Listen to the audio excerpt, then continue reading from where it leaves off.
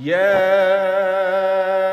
أيها الذين آمنوا إذا نودي للصلاة من يوم الجمعة فاسعوا إلى ذكر الله وذروا البيع ذلكم خير لكم إن كنتم تعلمون فإذا قضيت الصلاة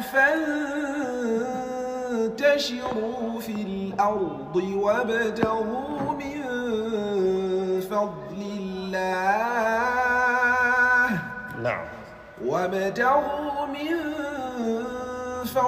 الله واذكروا الله كثيرا لعلكم تفلحون.